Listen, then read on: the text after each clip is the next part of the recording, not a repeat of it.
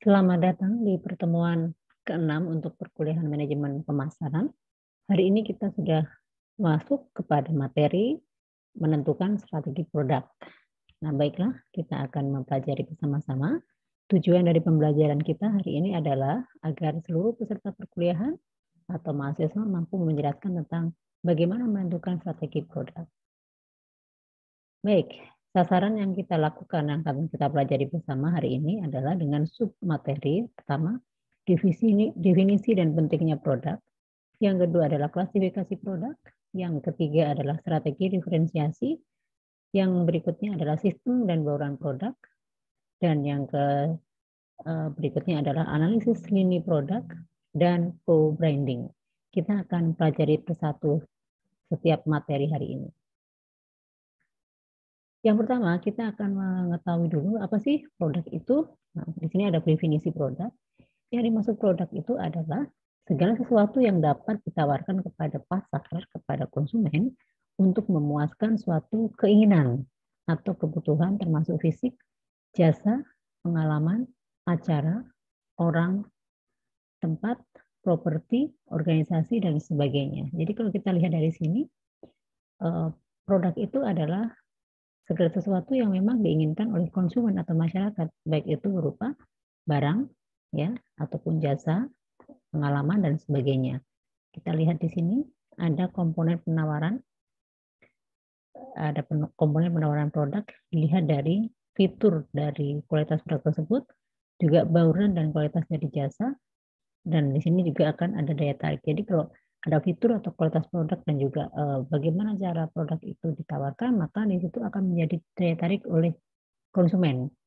Nah, sementara kita lihat di sini ada 5 tingkat produk hierarki. Yang pertama, ada produk dasar, produk yang diharapkan, produk tambahan, produk potensial. Produk dasar itu sepertinya kebutuhan pokok, ya, dan pokok. Nanti ada kebutuhan sekunder, ada kebutuhan mewah, ya, di sini ada kebutuhan-kebutuhan tambahan atau kebutuhan mewah, dan juga produk-produk yang bersifat potensial. Nah, ini tingkatan, dan mana yang kita akan sasar, semuanya akan bisa kita sasar, tetapi kebutuhan dibalikan kepada konsumen. Nah, ini adalah tingkatan-tingkatannya. Nah, berikutnya, pentingnya produk itu adalah satu, pertama ada inti merek yang hebat adalah produk yang hebat. Artinya seperti kita ketahui ada merek produk yang hebat, yang berkualitas itu adalah memang menunjukkan produk tersebut adalah luar biasa atau hebat. Yang kedua, produk adalah elemen kunci dalam penawaran pasar. Jadi elemen atau unsur terpenting dalam penawaran pasar. Kalau tidak ada produk, pasar tidak akan percaya, pasar tidak akan membeli. Jadi produk itu sesuatu yang ditawarkan, yang dicari atau yang dibutuhkan oleh pasar. Pemimpin pasar biasanya menawarkan produk yang bermutu tinggi, yang memberikan nilai pelanggan yang unggul. Nah, ini kita lihat ya, seperti gambar contoh di sini, ini ada Lamborghini, mobil mewah. Nah, ini apa? Ini kita lihat bahwa produk ini adalah produk hebat atau produk yang luar biasa. Di sana, pimpinan pasar, pemimpin pasar akan menawarkan produk ini kepada konsumen karena dianggap ini produk yang berkualitas tinggi. Nah, ini salah satu contoh ya, tetapi kita juga lihat tadi seperti tingkatannya, ada produk kebutuhan dasar, kebutuhan tambahan, kebutuhan potensial, dan sebagainya. Nah, kita langsung masuk kepada klasifikasi produk. Di sini ada 2, di mana pemasar melakukan klasifikasi produk berdasarkan 1, ketahanan, 2, keberwujudan dan kegunaan. Ketahanan itu adalah fungsinya. Keterwujudan itu bentuknya tangible, dan kegunaan itu manfaatnya. Ya, ketahanan dan kegunaan itu hampir sama. Ini misalnya kalau kegunaan itu lebih konsumen atau industri, ya. Kalau ketahanan itu durability, berapa kemampuan barang ini bisa digunakan oleh kelompok pasar atau konsumen. Berikutnya, pemasar menggolongkan 3 kelompok menurut ketahanan dan keterwujudannya, yaitu ada barang-barang tahan lama, barang-barang tidak tahan lama atau habis pakai, atau memang bersifat jasa. Jasa itu lebih dirasakan, bisa juga saat itu juga, bisa juga yang bertahan lama itu juga ada pengelompokannya masing-masing. Selanjutnya adalah klasifikasi barang konsumen. Jadi seperti yang kita tahu, pengelompokan produk itu juga berdasarkan dari barang konsumen atau apa sih yang dibutuhkan oleh konsumen. Nah, ada 4 di sini klasifikasinya. Yang pertama adalah barang sehari-hari atau yang sering disebut convenience goods, artinya kebutuhan dasar atau kebutuhan pokok, ya lebih cenderung ke kebutuhan pokok, di mana kebutuhan ini memang setiap saat atau menjadi kebutuhan wajib ada. Ya, biasanya salah satunya adalah contoh kebutuhan pokok, barang impuls dibeli tanpa perencanaan karena memang penting ya. Terus barang darurat dibeli saat mendesak. Nah, ini adalah bentuk-bentuk barang kebutuhan convenience goods. Ada juga barang belanja atau disebut shopping goods.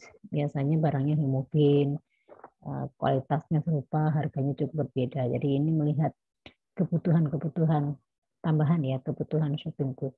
Atau juga dibedakan menjadi barang heterogen. Jadi belanja itu bisa bermacam-macam, bisa barang sama, kualitasnya berbeda atau sebaliknya, atau barang yang sifatnya heterogen, yaitu biasanya lebih ke fitur dan jasa yang berbeda dan yang termasuk juga adalah harga. Ini harus diperhatikan dalam melakukan belanja barang atau shopping goods. Nah, berikutnya ada barang khusus, specialty goods, yaitu mempunyai karakteristik dan identifikasi merek yang unik dan cukup banyak pembeli yang ingin membeli. Pembelian khusus ini lebih produk-produk customize.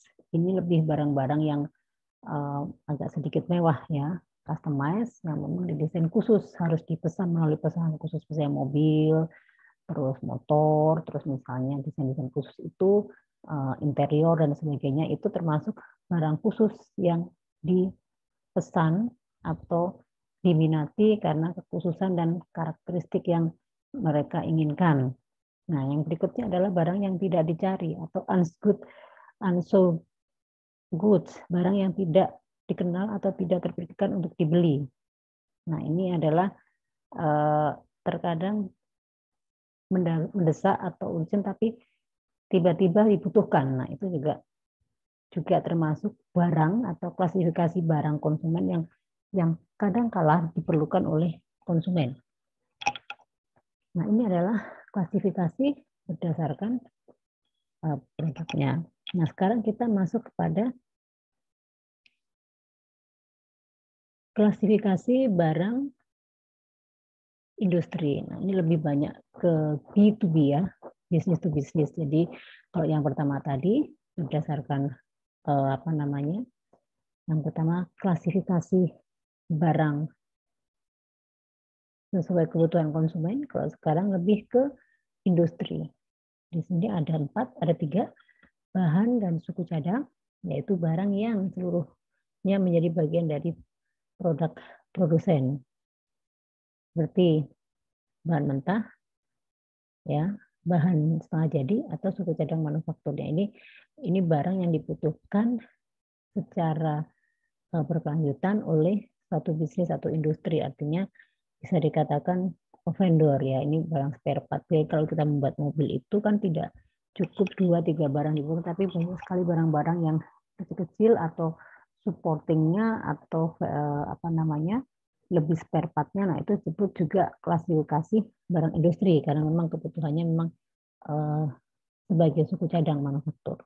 Yang berikutnya adalah barang modal, barang yang tahan lama yang memfasilitasi pengembangan dan pengelolaan produk jadi, seperti instalasi dan peralatan. Ini lebih modal ya. Berikutnya adalah layanan bisnis dan pasokan, barang dan jasa ya secara jangka pendek yang memfasilitasi pengembangan dan pengelolaan produk jadi. Contohnya MRO, barang pemeliharaan dan perbaikan. Ini lebih sifatnya banyak ke jasa ya, lebih pasokan dan jasa. Seperti itu. Berikutnya kita masuk kepada kelompok. Nah, ada diferensiasi. Diferensiasi itu di mana ada 2, diferensi produk dan diferensi jasa. Ini diferensiasi berdasarkan dari jenis barangnya. Seperti kita ketahui barang itu ada 2, barang produk dan barang jasa yang konkret dan tidak terlihat. Nah, ini dilihat dari mana? Perbedaannya dari bentuknya, fitur produknya, penyesuaiannya, kualitas kerja, kualitas kesesuaian, ketahanan, keandalan, kemudahan perbaikan, gaya, dan desain. Memang itu diperhatikan. Apakah barang itu bisa tahan lama, apakah barang itu bisa manfaatnya ini, atau bentuknya menarik, atau bentuknya itu sesuai dengan yang diinginkan. Nah, itu bentuknya terlihat. Sementara jasa itu tidak terlihat, hanya bisa dirasakan. Apa yang bisa dirasakan adalah kemudahannya, bagaimana cara pesanannya, bagaimana cara pengirimannya, bagaimana cara menginstalasinya, ya, bagaimana adanya tutorial atau yang disebut dengan pelatihan pelanggan, pemeliharaan dan perbaikan serta pengembaliannya seperti apa. Ini diferensi produk, ya. Ini terjadi karena merek produk harus diferensiasikan. Berikutnya adalah hubungan produk dan merek. Nah, di sini kita lihat hubungan produk dan merek, ya. Ada beberapa kebutuhan. Yang pertama kebutuhan keluarga atau keluarga kebutuhan, keluarga produk, kelas produk, line produk, tipe produk, dan barang itu sendiri. Nah, kita akan lihat hubungannya seperti apa. Nah, kita lihat, kalau kita lihat dari sini, kebutuhan atau kebutuhan itu adalah kebutuhan inti. Ya, kebutuhan keluarga ini adalah kebutuhan inti. Selanjutnya, keluarga produk ini merupakan semua produk yang dapat memuaskan kebutuhan inti dengan efektif. Kelas produk itu adalah kelompok produk di dalam keluarga produk, ya, yang dikenal dengan fungsionalitas yang koheren. Sementara line produk itu adalah kelompok produk di dalam kelas produk yang berhubungan erat karena mempunyai fungsi serupa dan bisa atau memiliki harga yang sama. Nah, tipe produk itu adalah sekelompok barang di dalam lini produk yang satu yang dimungkinkan atau bisa dihasilkan dari satu dari beberapa kemungkinan produk. Nah, barang itu adalah bentuknya, ya, bentuk atau fisiknya, wujudnya adalah unit yang berbeda di dalam lini produk atau merek yang dibedakan berdasarkan ukuran, harga, tampilan, dan atribut. Ya, karena barang berarti harus terlihat bentuknya, fisiknya, terus kalau jasa berarti dirasakan, kalau produk yang konkret, barang itu harus terlihat, dan saya adalah terlihat, ya, harus melihat ukurannya, tampilannya sesuai apa tidak. Nah, ini bisa dilihat dari sini contoh-contohnya. Kebutuhan atau keluarga kebutuhan itu lebih menyangkut kepada keamanan. Kalau keluarga produk sendiri itu adalah contohnya lebih kepada tabungan dan penghasilan. Kalau kelas produk itu adalah instrumen keuangan. Line produk itu contohnya adalah asuransi jiwa.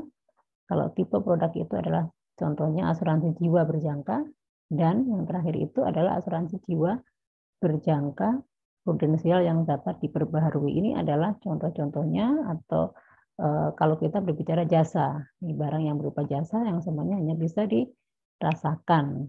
Nah, dengan memperhatikan keamanan, dan itu juga menjadi sebagai investasi, tabungan juga, ya kan? Nah, itu juga dilihat dari sini. Baik, kita masuk kepada sistem bauran dan produk. Nah, apa maksud dengan sistem bauran dan produk? Sistem produk, kelompok barang yang berbeda tetapi berhubungan dan berfungsi dengan cara yang kompatibel. Misalnya, lini produk, smartphone, e-book, dan kamera adalah produk-produk yang berbeda tetapi berhubungan, ya.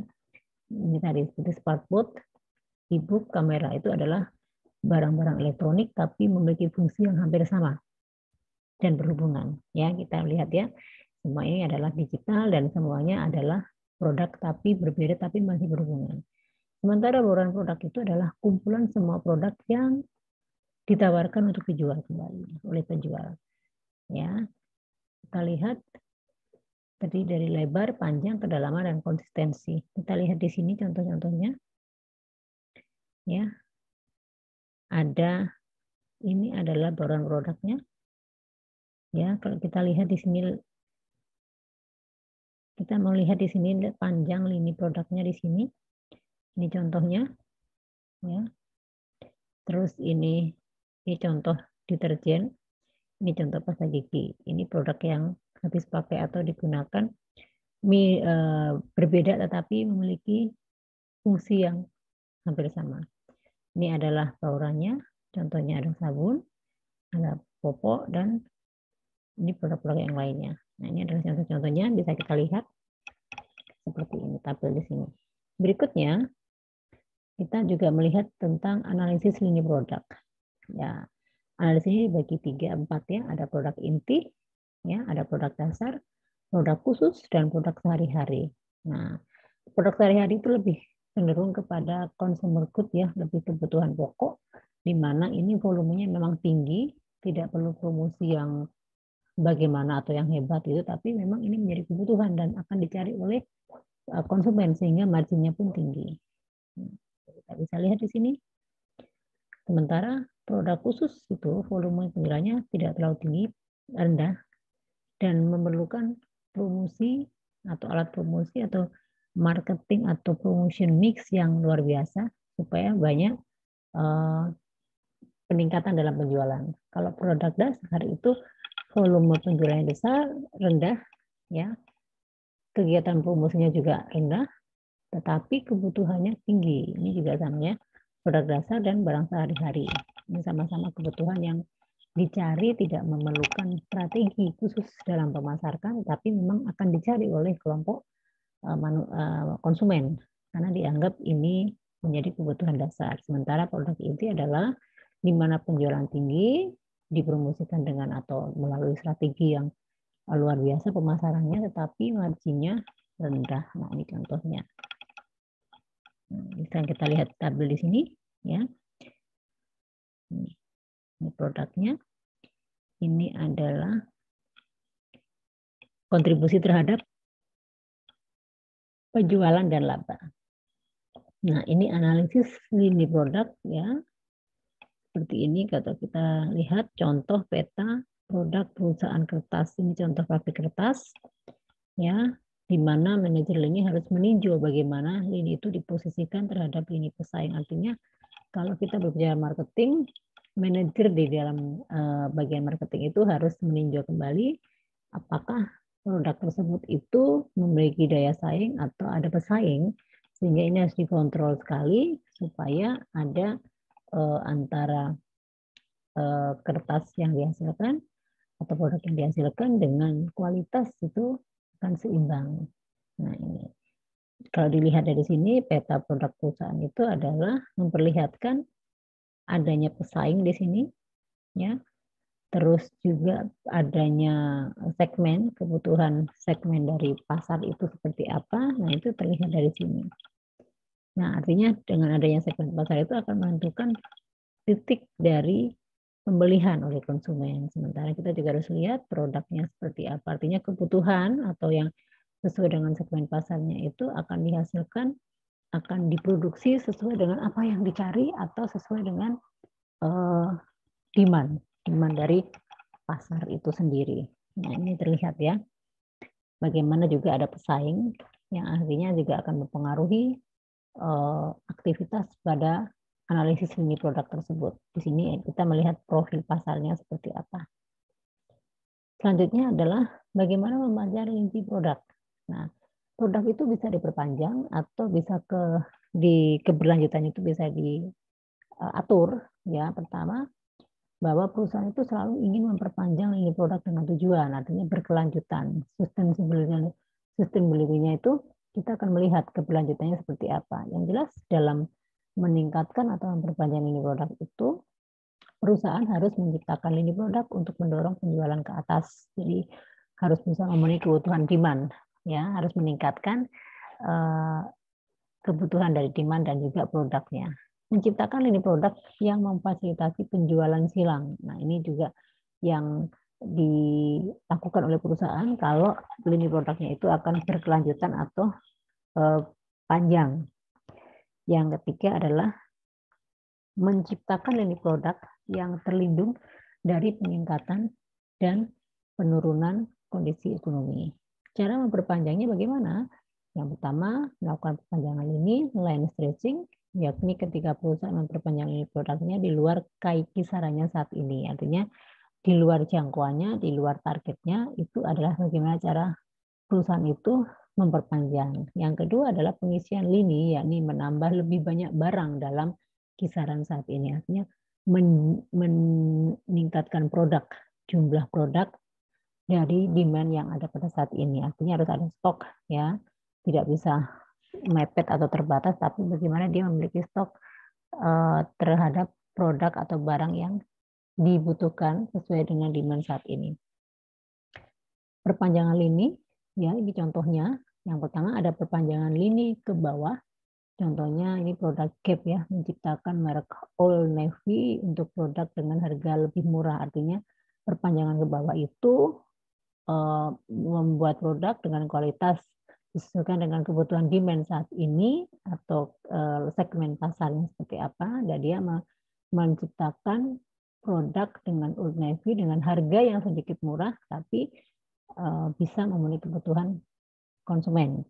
Nah, perpanjangan ke atas itu artinya lebih customize, ya, lebih meningkatkan kualitas produk, ya, pengembangan kepada kualitas produk atau sesuai dengan yang diinginkan konsumen. Misalnya kita mobil itu kita tahu, ya, produksi otomotifnya itu selalu mengeluarkan inovasi, desain baru itu yang dengan harga yang cukup tinggi. Nah, itu adalah perpanjangan ke atas karena memang melihat dari kelompok segmen yang khusus yang membutuhkan barang itu. Nah, itu biasanya produknya juga produk khusus, ya. Sementara perpanjangan kedua arah, nah ini adalah menjual 3 macam, ya, ini contohnya, ya, contoh perusahaan anggur, ya, menjual 3 macam, yaitu untuk kelas ke bawah, ke atas, dan juga yang ini dengan harga berbeda. Nah, ini tentunya harganya disesuaikan dengan kemampuan segmen atau kemampuan target pasar dalam melakukan pembelian tersebut, ya. Kita bermacam-macam, ada 11 US dollar, 85 US dollar, ada 35 US dollar. Nah, itu pembagian bisa dibilang ini lebih dengan kualitas yang biasa atau memang untuk level yang premium dan sebagainya, atau ukurannya biasanya kalau kecil produknya maka harganya kecil, kalau besar produknya maka harganya besar. Nah, itu juga bisa menjadi cara perpanjangan lini secara dua arah. Berikutnya adalah pengisian lini atau do-filing, di mana pada motif pengisian lini ini adalah satu, untuk tujuannya adalah menghasilkan laba yang memuaskan keluhan konsumen, ya, artinya konsumen itu keluhannya bisa terpenuhi dan bisa teratasi. Terus berusaha menggunakan kelebihan kapasitas, berusaha menjadi perusahaan lini penuh terbuka, artinya bahwa perusahaan itu memiliki kemampuan yang bisa memperpanjang atau meningkatkan pengisian lini. Artinya perusahaan itu bisa menjadi pertimbangan bahwa perusahaan itu memiliki nama baik, brands-nya juga karena kemampuan pengisian lini. Berikutnya adalah berusaha menambal sulam untuk menyingkirkan pesaing. Artinya bahwa kegiatan pengisian lini itu bagaimana kita menghadapi pesaing di luar sana. Perusahaan punya strategi bagaimana tetap mengalahkan atau bersaing dengan pesaing di luar itu dan menjadi unggul. Nah, berlebihan apabila mengakibatkan kanibalisasi produk dan kebingungan pelanggan. Nah, ini adalah contohnya, ya. Nah, kita bisa lihat nih ada minuman, ya kan, ada makanan, ya. Ini adalah hal-hal yang berlebihan, ya, yang akhirnya konsumen itu bingung, produknya itu bermacam-macam dan akhirnya membingungkan konsumen. Ini juga perlu menjadi perhatian bagi perusahaan-perusahaan yang ingin tetap eksis, ya, bagaimana dia menjamu atau bagaimana dia maintenance konsumen itu juga salah satunya dari pengisian line atau line filling. Berikutnya adalah co-branding. Apa yang dimaksud dengan co-branding? Co-branding adalah di mana pemasar sering menggabungkan produk mereka dengan produk dari perusahaan lain. Co-branding itu 2 atau lebih merek terkenal digabungkan menjadi satu produk bersama dan atau dipasarkan bersama dalam beberapa cara.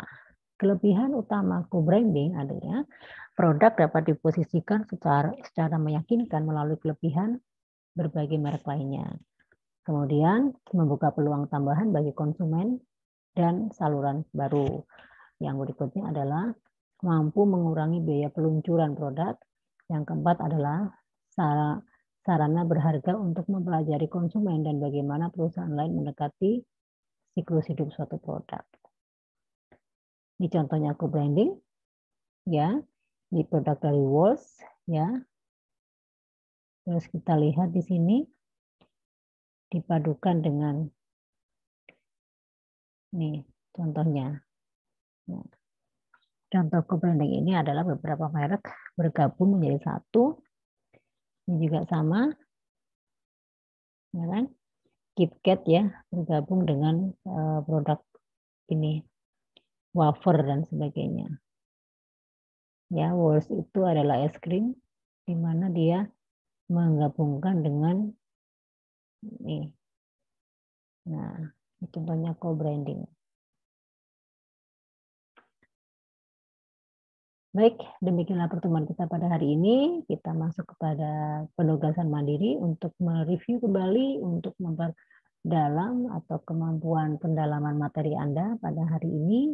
Kita akan melakukan diskusi kelompok dengan beberapa pertanyaan ini. Silakan Anda berdiskusi. Untuk selanjutnya, kita akan bahas setelah pertemuan ini, dan kita akan bertemu di pertemuan berikutnya dengan topik yang lebih menarik lagi. Terima kasih atas perhatiannya dan sampai bertemu kembali di pertemuan yang selanjutnya dan materi yang baru.